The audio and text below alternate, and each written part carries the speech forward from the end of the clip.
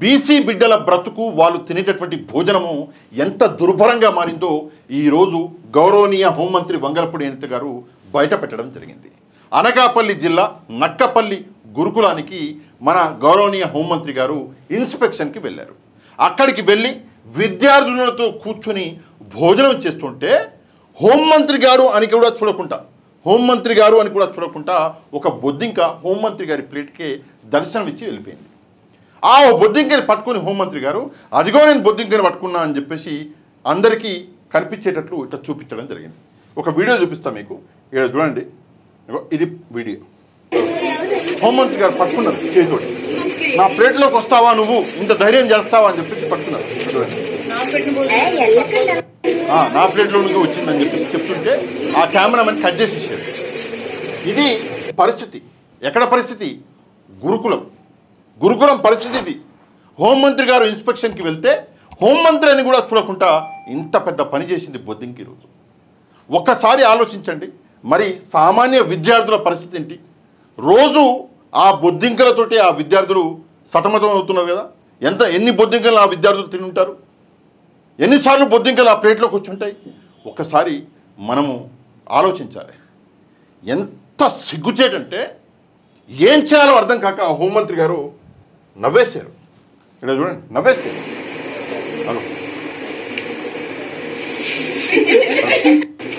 ఏం చేయాలో అర్థం కాక నవ్వేశారు. పక్కన విద్యార్థులు నవ్వుతున్నారు.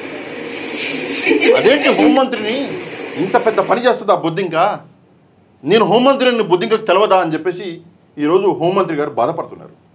ఇది పరిస్థితి. తెలుగు స్క్రైబ్లో క్లియర్గా రాశాడు. బీసీ బాలికల హాస్టల్లో భోజనం చేస్తుండగా బొద్దింక రావడంతో సిగ్గుతో నవ్వినటువంటి ఏపీ హోంమంత్రి అనిత అని చెప్పేసి రాశాడు. సిగ్గు అంటే ఆ సిగ్గు అనుకునేనండి, లేదు, ఆమె సిగ్గుతోటి నవ్వారు. అంటే ఎవరికి కనిపించకుండా చేయి పెట్టుకున్నారు ఇట్లా. ఇక్కడ చూడండి, అగో లెఫ్ట్ హ్యాండ్ నవ్వు వస్తేప్పుడు పెట్టుకున్నారు. పక్కన విద్యార్థులు నవ్వారు. ఎందుకు నవ్వుతున్నారు వాళ్ళు అంటే, వాళ్ళు చిన్నపిల్లలు, వాళ్ళకి తెలియదు కదా. పక్కన కూర్చున్న హోంమంత్రి గారు నవ్వితే నవ్వొచ్చి వాళ్ళు నవ్వుతున్నారు, కానీ హోంమంత్రి గారు నవ్వుతున్నారు అంటే నాకు ఆశ్చర్యం ఇస్తుంది. ఈ బిడ్డల బతుకులు చూసి, ఆ వచ్చిన బొద్దింకలను చూసి ఏమవ్వాలి? కాళికాదేవవ్వాలి. ఉన్న మొత్తం పీకి పక్కన పడేయాలి అప్పటికప్పుడే. సరే, అక్కడ ఉన్న వాళ్ళని కొంతమందిని పీకేస్తేనే మీరు అప్పుడు కరెక్ట్ అవుతారని చెప్పారు. ఇక్కడ చూడండి, కోటా బియ్యం వద్దు అని చెప్పి హాస్టల్కి, స్కూల్లో మధ్యాహ్నం భోజనానికి, ఇంటర్మీడియట్ వీక్ మధ్యాహ్నం స్కూల్లో భోజనానికి, దానికి కూడా సన్నబియ్యం ఇమ్మని గవర్నమెంట్ ఆర్డర్ పాస్ చేస్తుంది. ఇప్పుడు వరకు గ్రౌండ్ లెవెల్లో జరగట్లా. అన్ని పుస్తకాలకి ఒకళ్ళిద్దరిని ఎత్తి పడేస్తే అప్పుడు మీరు సుధరాయిస్తారు. ఓన్లీ మా ఆర్డర్లన్నీ పుస్తకాలకే, పేపర్లకే పరిమితం అయిపోయినాయి, గ్రౌండ్లో ఏది కూడా అమలు కావట్లేదు అని చెప్పేసి ఇక్కడ డైరెక్ట్గా హోంమంత్రి గారే చెప్పడం జరుగుతుంది. విద్యా వ్యవస్థని ఒక వ్యక్తి, జగన్మోహన్ రెడ్డి అనే వ్యక్తి 5 సంవత్సరాలు కష్టపడి మారిస్తే అమ్మఒడి అని, నాడు నేడు అని, వసతి దీవెన, విద్యా దీవెన అని, సిలబస్ ఇంగ్లీష్ మీడియం పెట్టించి అన్నీ చేసి జగన్మోహన్ రెడ్డి గారు విద్యా వ్యవస్థని మారిస్తే మీరు చేసింది ఏంది? మళ్ళీ ఆ విద్యా వ్యవస్థని మళ్ళీ బొద్దింకల భోజనం దాకా తీసుకొచ్చారు. సక్సెస్ఫుల్గా దండం, మీకు దండం. బొద్దింకల భోజనం దాకా తీసుకొచ్చారు. ఎక్కడున్నారో సకల మంత్రి నారా లోకేష్ గారు, ముఖ్యంగా విద్యాశాఖ మంత్రి ఆయన. నేను విద్యాశాఖ ఎందుకు తీసుకున్నానో తెలుసా అన్నాడు. ఎందుకు తీసుకున్నారు సార్ అంటే, నన్ను నేను ప్రూఫ్ చేసుకోవాలని తీసుకున్నాను, విద్యా వ్యవస్థ మారితే రాష్ట్రం మారుతుందని తీసుకున్నాను అన్నారు. అంటే నేను ఏదో మంచి చేస్తాడు మహానుభావుడు అనుకున్నా. చేసిండుగా మంచి.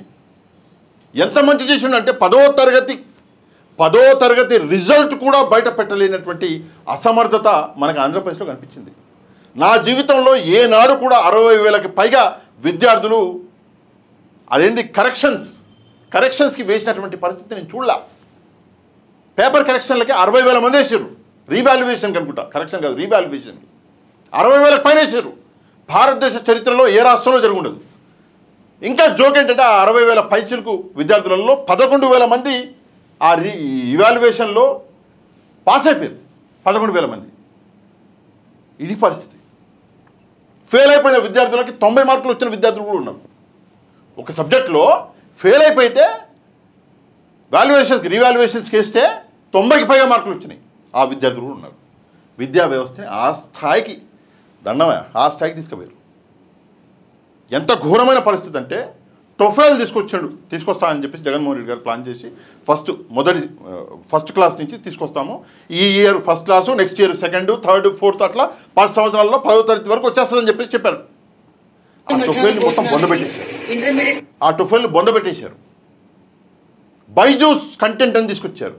ఆ బైజూస్ కంటెంట్ని బాయ్ అన్నారు.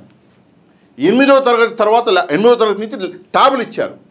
జగన్మోహన్ రెడ్డి గారు ట్యాబులు ఇచ్చాడు, చదువుకోండి అంటే ఆ ట్యాబులలో విద్యార్థులు ఏం చూస్తున్నారో తెలుసా అన్నారు.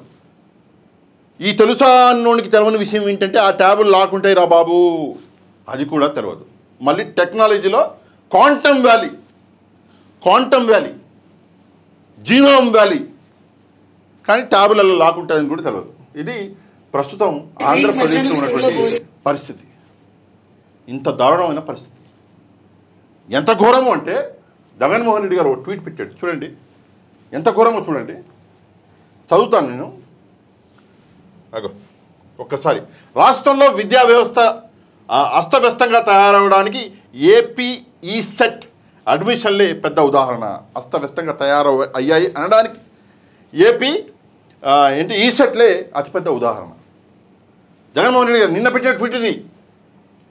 ఎందుకు ఈసెట్ రిజల్ట్ వచ్చి దాదాపు 45 రోజులు అవుతున్నా ఇప్పటికీ కౌన్సిలింగ్ ప్రారంభం కాలేదు అంటే పట్టించుకునే నాదుడు కరువైపోయాడు. జనరల్గా అంటే మోటు భాషలో ఒక విషయం చెప్తా, ఏమనుకోవద్దు. మన ముడ్డి మనం కడుక్కున్నాం అనుకోండి, స్మెల్ రాదు, నీట్గా అయిపోద్ది, చేతులు కడుక్కుంటే అయిపోద్ది. పక్కోడి ముడ్డి కడడానికి పోతే మన ముడ్డి ఎండిపోద్ది. ప్రస్తుతం ఆంధ్రప్రదేశ్ జరుగుతున్నది అదే. విద్యాశాఖ మంత్రి గారు విద్యాశాఖను చూడకుండా సకల శాఖలు మొత్తం చూస్తుంటే ముడ్డెండిపోతుంది. ఇది పరిస్థితి. నెక్స్ట్ మనం చూసుకుంటే, మరోవైపు రేపటి నుంచి ఇంజనీరింగ్ విద్యార్థులకి క్లాసులు ప్రారంభం అవుతున్నాయి. ఇంజనీరింగ్ 2వ ఏడాదిలో అడ్మిషన్ల కోసం 34,000 మంది పాలిటెక్నిక్ విద్యార్థులు ఈసెట్ పరీక్షలు రాస్తే అందులో 31,922 మంది ఉత్తీర్ణత సాధించారు. గత నెల మే 15న ఫలితాలు వెలువడినా ఇప్పటికీ కౌన్సిలింగ్ ప్రక్రియపై షెడ్యూల్ విడుదల చేయలేకపోవడం, ఆ అడ్మిషన్ల ప్రక్రియ ప్రారంభం కాకపోవడం విద్యా వ్యవస్థలో నెలకొన్న దారుణ పరిస్థితులకు మరొక నిదర్శనము. అమాత్య మేలుకు, అమాత్య అంటే మంత్రి అనుకుంటా, సబ్జెక్టు కరెక్షన్, మీకు తెలిస్తే ఒకసారి కామెంట్ చేయండి. మంత్రిని అమాత్య అంటారు అనుకుంటా. అమాత్య మేలుకు అంటే అమాత్య మంత్రి ఎవరు? విద్యాశాఖ మంత్రి లోకేష్ గారు. మంత్రి గారు మేలుకోండి సార్, మీరు పనుకుంటున్నారు, మీరు పనుకుంటే విద్యాశాఖ నాశనం అవుతుంది అని చెప్పి అమాత్య మేలుకు అని పక్కన పప్పు నిద్ర వదులు అని చెప్పేసి రాశారు. ఇక పప్పు నిద్ర వదులు అంటే నాకు తెలియదు ఏందో, అంటే నాకు అవగాహన లేదు. అది మీకు ఏమైనా అవగాహన ఉంటే దయచేసి కమెంట్లో మీరు కమెంట్ చేయండి, ఎందుకంటే నాకు తెలియదు. అది అమాత్య మేలుకు అంటే నాకు అర్థమైంది, కానీ పప్పు నిద్ర వదులు అంటే నాకు తెలియదు. నాకు అసలు సంబంధమే లేదు. మరి నాకు సంబంధం ఉందని చెప్పి నాకు పెట్టకండి. ఇది ప్రస్తుతం ఆంధ్రప్రదేశ్లో విద్యా వ్యవస్థ పరిస్థితి. ఎంత దారుణంగా అంటే ప్రతిసారి నేను చెప్తా, ఎడ్యుకేషన్ అవైలబిలిటీలో కేరళని బైపాస్ చేసినాం మనం ఒకప్పుడు. దీని మీద నేను డిబేట్లు చేశాను నేనే. ఈరోజు అదే ఎడ్యుకేషన్ సిస్టమ్ని కేవలం కొంతమంది కొంతమంది పరుల స్కూళ్ళని కాపాడడానికి, ప్రైవేటు స్కూళ్ళని కాపాడడానికి, ప్రైవేటు విద్యా సంస్థల్ని కాపాడడానికి ఈరోజు ప్రభుత్వ విద్యా సంస్థల్ని మొత్తానికి నాశనం చేస్తున్నారు. నారాయణ లాంటి విద్యా సంస్థల్ని, నాకు విషయం అర్థం కాదు. ఇప్పుడు నారాయణ గారు ఎక్కడున్నారు? మంత్రిత్వ శాఖలో ఆయన మంత్రి కదా నారాయణ గారు ఆంధ్రప్రదేశ్లో. ఆయన మంత్రిగా ఉండి ఆయన స్కూళ్ళని ఆయన నాశనం చేసుకొని గవర్నమెంట్ స్కూళ్ళని బాగు చేస్తాడా? ఎవడన్నా చేస్తాడా? చేయడు. అందుకే మెల్లగా ఒక్కొక్క ఇటుక బైజూస్ తీసేసారు, ట్యాబులు తీసేసారు, వసతి దీవెన, విద్యా దీవెన ఆడబెట్టేసి మంగళం పాడుతున్నారు రోజు. దాని తర్వాత అది అమ్మఒడి తల్లికి వందనాన్ని పేరు మార్చారు. ఎవరికి వచ్చిందో, ఎంత వచ్చిందో 2 ఏళ్ళది రావాలి, మరి ఎవరికి వచ్చిందో అర్థం కాని విషయం అది. టొఫెల్ దండం పెట్టేశారు. అది కాకుండా విచిత్రం ఏంటంటే ప్రైవేటు స్కూళ్ళల్లో కూడా లేనటువంటి ఇవి ఉంటాయి కదా, ఈ టీవీలు, జనరల్ భాషలో టీవీలు క్లాస్ రూమ్లలో రాసుకోనికి ఇట్లా మానిటర్లో పెట్టించారు జగన్మోహన్ రెడ్డి గారు. స్కూళ్ళల్లో, గవర్నమెంట్ స్కూళ్ళల్లో పెట్టించిండు.